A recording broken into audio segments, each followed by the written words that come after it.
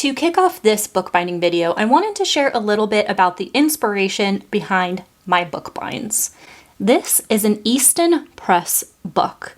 I love these editions. However, they're very expensive, but they do inspire me in making my own. Firstly, I love the patterns that they have.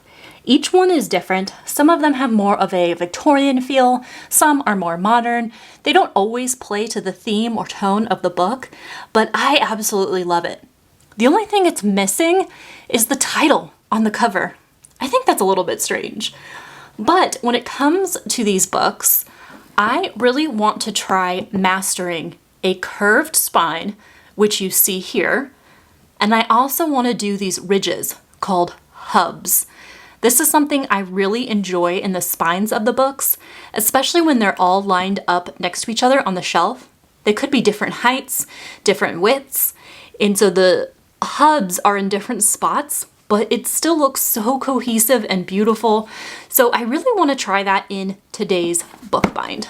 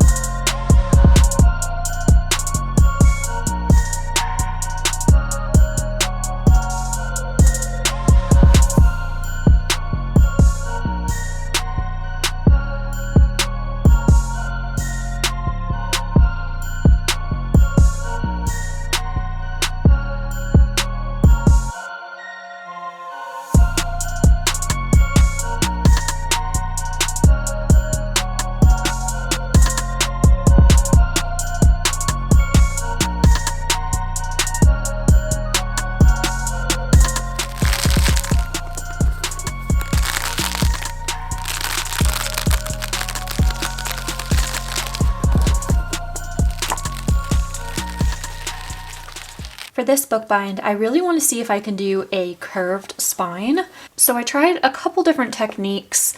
I decided to try scoring the spine to see if it would curve, and that didn't really work. So my secondary option was to wet the chipboard and then wrap it around a cylinder object, obviously a wine bottle, have a towel around it, and then put rubber bands. The towel helps protect indents, hopefully. So let's see if this is curved. Not really. You can see my scoring marks there. I was hoping it would be more curved. That is disappointing. I tried deepening the score marks to see if I could get this to curve at all, and it's not working. So I think where I've landed is next time I want to do a curved spine, I'm going to use the tube from my vinyl and just cut it down for a curved spine. I think that would look really nice, and that's another tip that I've learned. But I really don't want to waste material when I can help it, so I will just use this one for the Exorcist and do this one next time.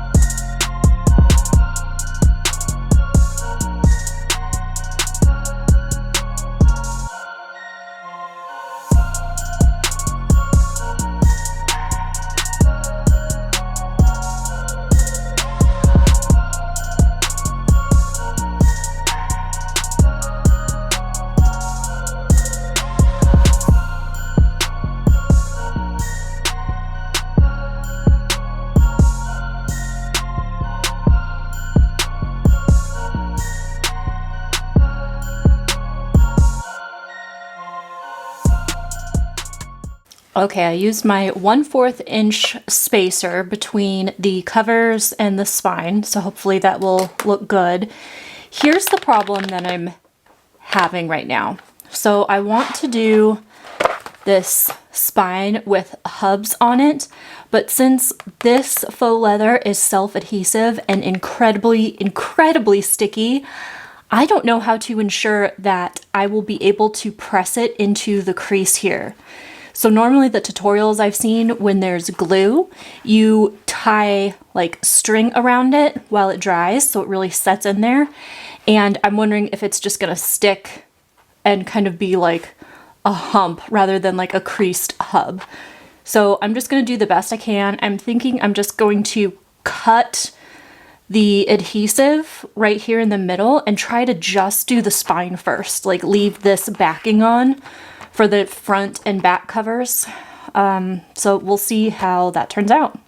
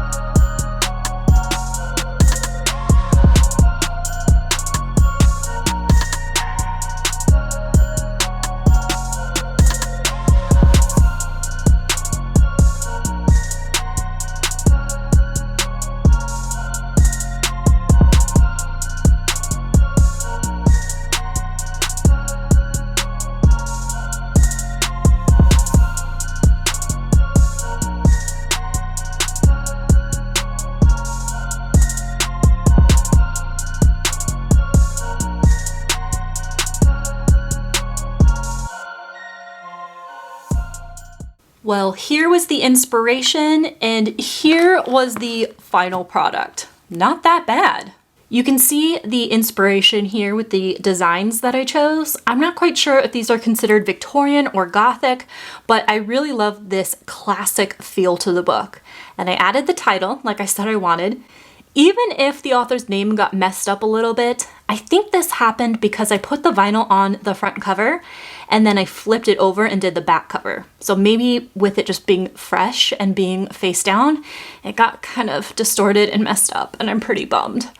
But what we want to look at right now is the spine because that's what I was focusing on. We know that I was unsuccessful in creating a curved spine for my bookbind, but it wasn't for lack of trying. I mean, I tried 2 different techniques and I'll just need to do something different in the next one, but that's why we do this trial and error. At least when it comes to the ridges or the hubs, it turned out a little bit better than I expected. I don't think the crease is as tight in my version as it is with the Easton Press.